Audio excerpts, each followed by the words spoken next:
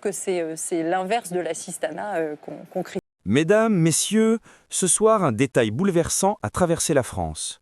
Pour la première fois de sa carrière, Anne-Claire Coudray a interrompu le rituel sacré du 20h pour parler non pas du monde, mais d'elle-même. Derrière son sourire maîtrisé et son professionnalisme exemplaire, elle a révélé une vérité que personne n'avait imaginée. Je vivais dans une prison dorée. À 48 ans, l'icône de TF1 a décrit un mariage où chaque geste, chaque déplacement, chaque relation était filtrée, validée, contrôlée. Une violence sans cri, sans trace, mais qui, selon ses mots, efface l'âme avant d'effacer la voix. Son mari, le discret entrepreneur Nicolas Vix, n'était pas l'homme parfait que l'on croyait. Il était l'architecte silencieux de cet enfermement. Ce soir-là, en direct, elle a brisé 20 ans d'emprise pour reprendre sa place dans sa propre histoire. Lorsque la France découvre Anne-Claire Coudray en 2009 sur TF1, elle voit avant tout une journaliste brillante, solide, dotée d'un instinct d'urgence affûté par des années de reportage sur le terrain. Née en 1977 à Rennes, diplômée de l'école de journalisme de Lille, elle s'est imposée dans un univers encore largement masculin. Grâce à une combinaison rare, rigueur, élégance, maîtrise parfaite du direct et une capacité presque instinctive à rassurer les téléspectateurs lors des moments de crise. Correspondante internationale, envoyée spéciale en Afghanistan, en Haïti, à Bruxelles, elle devient en quelques années l'un des visages les plus respectés de l'information française. Lorsqu'elle prend la tête du JT de 20h en 2015, elle entre définitivement dans la catégorie des journalistes d'autorité, celle dont la parole incarne la stabilité, le sérieux et la confiance nationale. Mais derrière l'ascension lumineuse, une autre histoire se joue, plus discrète, plus intime. En 2005, elle rencontre Nicolas Vix, un entrepreneur ambitieux, au profil public très faible, mais au réseau professionnel étendu. Leur relation commence sous le signe de l'admiration mutuelle. Lui fasciné par la force tranquille d'une jeune journaliste en pleine ascension, elle impressionnée par l'assurance et la maturité d'un homme déjà solidement installé dans le monde des affaires. À l'époque, rien ne laisse présager l'ombre qui s'étendra progressivement sur leur vie commune. Autour d'eux, tout semble parfait. Un couple élégant, une carrière brillante, une petite fille née en 2015 et une image de famille moderne, cultivée, inspirante. Pourtant, au fil des années, les premiers signes de contrôle apparaissent, souvent sous la forme de conseils, de remarques anodines, de suggestions répétées sur ses fréquentations ou ses horaires. Selon les proches qu'elle évoquera plus tard, Anne-Claire commence à s'effacer dans les petites choses. Elle décline des invitations entre amis, réduit les escapades improvisées, consulte systématiquement avant d'accepter une interview extérieure. Rien de spectaculaire, rien de violent, mais une succession de micro-renoncements qui esquissent les contours d'une relation asymétrique. Les psychologues appellent ça la normalisation du contrôle, ce processus insidieux où la personne manipulée perd progressivement le sens de ses propres limites. La charge mentale liée à son métier n'arrange rien. Présenter un journal télévisé quotidien, préparer des éditions spéciales, gérer les déplacements, tout cela demande une discipline extrêmement rigoureuse. Nicolas Vix utilise cette discipline comme justification pour resserrer encore davantage son influence. Il organise, planifie, filtre, sous prétexte de faciliter son quotidien. En réalité, chaque décision participe à réduire davantage son autonomie. À mesure que sa notoriété augmente, son périmètre de liberté personnelle se rétrécit. Les amis remarquent que ses réponses deviennent plus rares, qu'elle se justifie plus souvent, qu'elle semble toujours pressée ou ailleurs. Le phénomène d'effacement se cristallise peu à peu. Pour le public, elle incarne la sérénité absolue, mais dans la sphère privée, elle s'interroge de plus en plus sur sa propre identité. Elle travaille, elle rentre, elle recommence. Le cycle est parfait, mais il ne lui appartient plus complètement. Dans un entretien publié des années plus tard, elle évoque ce moment symbolique où elle se surprend à demander la permission pour un simple déjeuner entre collègues. C'est là qu'elle comprend que quelque chose ne va plus. Pourtant elle se tait, comme beaucoup de femmes confrontées à la violence silencieuse, par honte, par loyauté, par désir de préserver l'image de la famille. Deux événements accélèrent sa prise de conscience. D'abord, l'année 2020 et la crise sanitaire qui enferme le couple dans une proximité oppressante, décuplant les mécanismes de contrôle. Ensuite, la charge physique et émotionnelle des éditions spéciales successives, qui révèlent la disproportion entre ses responsabilités publiques et sa perte d'espace privé. Elle excelle à TF1, mais se délite chez elle. Ses collègues la voient tenir encore et toujours, avec cette précision millimétrée qu'on lui connaît. Mais dans son regard apparaît une fatigue profonde que seule une vie partiellement confisquée peut provoquer. À partir de 2022, elle entame discrètement une réflexion personnelle. Consulter, lire, comprendre les mécanismes de l'emprise. Pour la première fois, elle met des mots sur ce qu'elle vit. Ce n'est ni un conflit conjugal, ni un simple déséquilibre, c'est une violence sans coup, une atteinte lente à la liberté psychologique. Elle retrouve progressivement le fil de son identité jusqu'à ce soir de 2025 où, en direct, elle décide de reprendre la narration de sa propre histoire. La France se souviendra longtemps de l'instant où, ce soir-là, Anne-Claire Coudray a laissé tomber son masque professionnel pour dévoiler l'engrenage invisible qui avait façonné son quotidien pendant 20 ans. Pour comprendre la portée de cette confession, il faut revenir au cœur même de ce qu'elle appelle l'emprise silencieuse. Contrairement aux violences traditionnelles, il n'y a pas de cris, pas de porte qui claque, pas de coups, il y a des horaires à respecter, des amis à éviter, des décisions à justifier.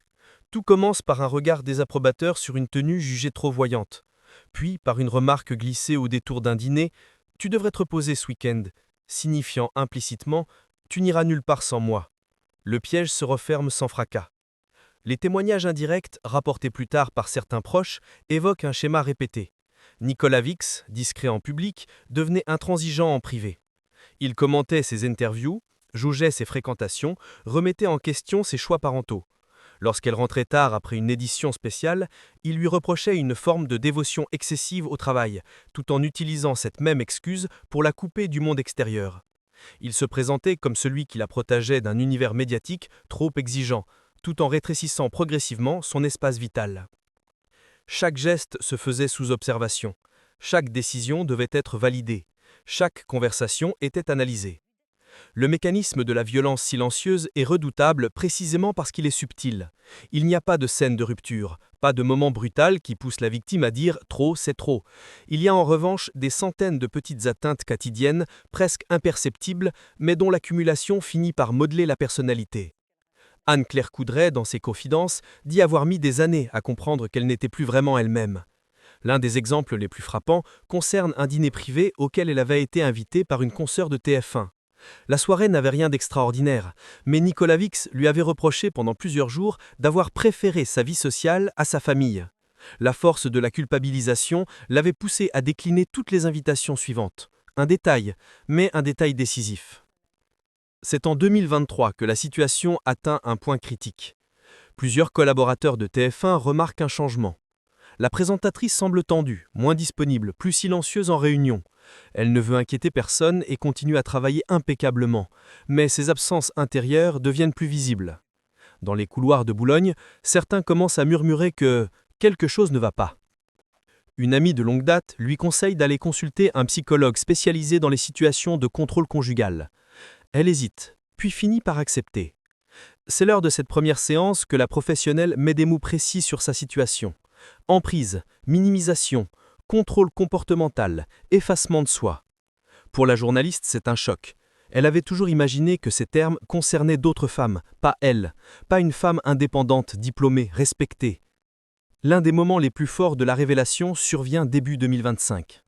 Un matin, alors qu'elle se prépare pour une édition spéciale, elle cherche instinctivement l'approbation de Nicolas Vix pour la tenue qu'elle porte. Elle réalise soudain que ce réflexe n'a rien d'anodin. C'est à cet instant précis, dit-elle, qu'elle comprend qu'elle a perdu une part de sa liberté intérieure. Cette prise de conscience agit comme un déclencheur. Elle décide de se documenter, de revoir les mécanismes de manipulation affective, de relire ses propres réactions à la lumière de ce qu'elle découvre. Chaque page, chaque témoignage, chaque conférence qu'elle écoute lui renvoie le même message. Ce qu'elle vit porte un nom, et ce nom n'est pas tension conjugale, mais violence psychologique normalisée. Dans les semaines suivantes, elle entame un travail de distanciation. Elle recommence à voir ses amis, mais avec prudence. Elle s'accorde des moments de solitude salvatrice. Elle parle longuement avec des spécialistes du couple et de la charge mentale des femmes dans les milieux professionnels exigeants. Elle mesure alors à quel point cette violence silencieuse est répandue dans les couples où l'un des conjoints détient un contrôle symbolique, financier ou émotionnel. elle décide qu'elle ne se taira plus. Mais comment briser 20 ans de mutisme sans déclencher une tempête médiatique? La réponse, elle la trouve en faisant ce qu'elle sait faire mieux que personne: informer. Ce soir-là, en direct, à 20h03, elle dévie du prompteur, prend une inspiration profonde et dit « Ce que je vais dire ne fait pas partie du journal, mais cela fait partie de ma vérité. » La salle de rédaction reste figée. En quelques minutes, elle expose l'essentiel: la façade parfaite, la réalité oppressante, l'effacement progressif et la nécessité vitale de reprendre sa voix. Les réactions sont immédiates: un choc national, une vague de solidarité. Des milliers de témoignages de femmes et d'hommes qui se reconnaissent dans ces mots. Pour la première fois, la France découvre que l'enfer peut exister dans le silence et qu'il ne suffit pas d'être forte pour y échapper. Il faut être entendu. Lorsque la confession d'Anne-Claire Coudray éclate à l'antenne, une question surgit aussitôt. Comment une femme aussi influente, aussi respectée, aussi indépendante dans sa carrière, a-t-elle pu voir son espace privé se refermer à ce point? Pour comprendre, il faut analyser la structure même de sa vie quotidienne, son patrimoine symbolique, ses ressources professionnelles et la manière dont celles-ci ont été absorbées, parfois même détournées par une dynamique conjugale déséquilibrée.